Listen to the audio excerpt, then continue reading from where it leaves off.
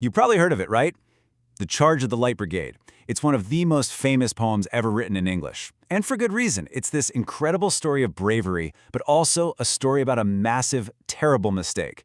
And it really shows you the power words have to completely shape how we see history. So let's dive in and unpack it. Talk about an opening line, right? Into the valley of death rode the 600. Chills.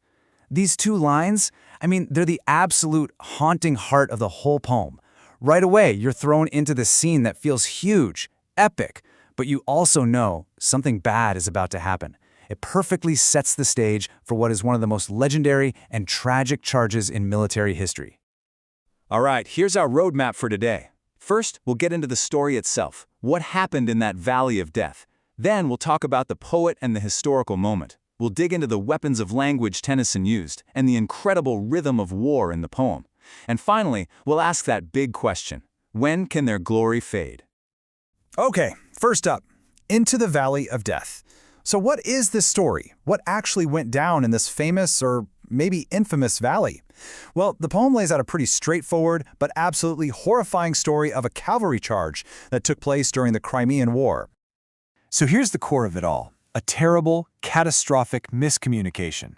An order comes down the chain of command, and the Light Brigade, this cavalry unit with very light armor, is told to charge. But where are they charging? Directly into a heavily defended Russian artillery position. It was a suicide mission. And the crazy thing is, everyone seemed to know it was a mistake. The poem itself comes right out and says it. Someone had blundered. And this right here, this is maybe the most important theme in the whole poem. Duty. Theirs not to make reply, theirs not to reason why, theirs but to do and die. Wow, they knew the order was a fatal mistake, but it didn't matter. Their job wasn't to ask questions, it was to obey.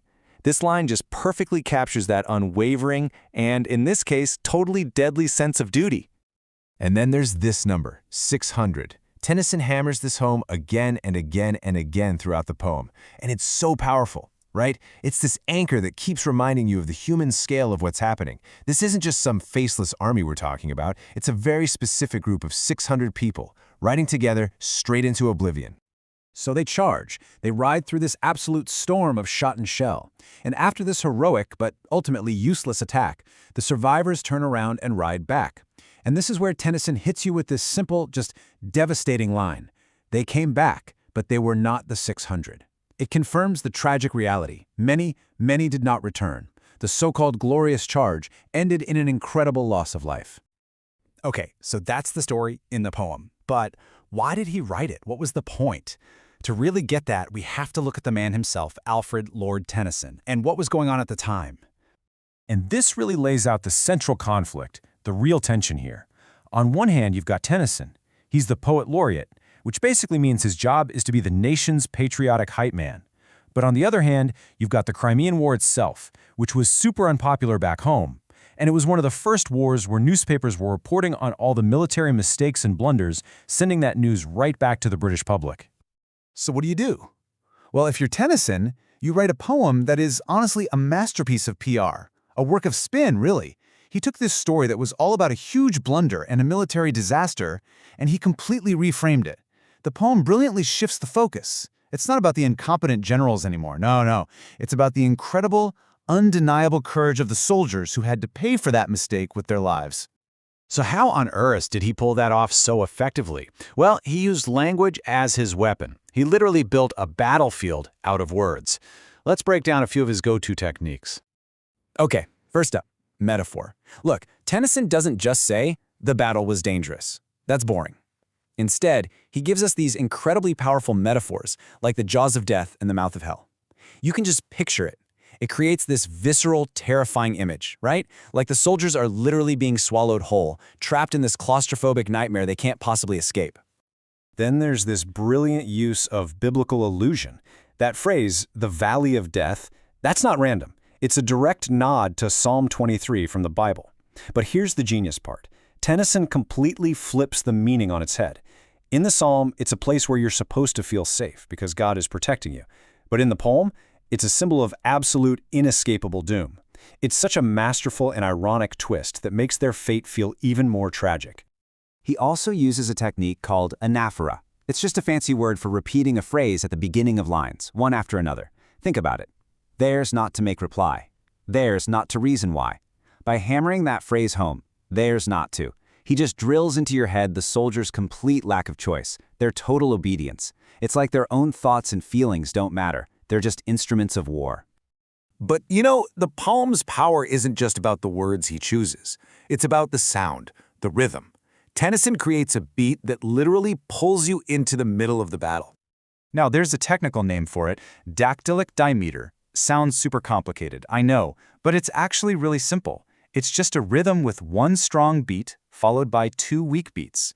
Dum-da-da, dum-da-da. You get it? It's got this falling, tumbling feel. And you can hear it so clearly right from the very beginning. Just listen. Half a league, half a league, half a league onward. See? Dum-da-da, dum-da-da, dum-da-da, dum. That driving beat is absolutely 100% intentional. And this is where the magic happens. What does that rhythm sound like to you? It's the horses. The dum-da-da is the sound of galloping. It's the thunder of all those hooves hitting the ground.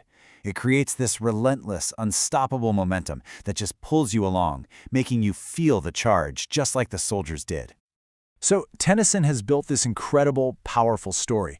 What's the final takeaway? What's the message he wants to leave us with about the Light Brigade's legacy? Well, he doesn't leave you guessing.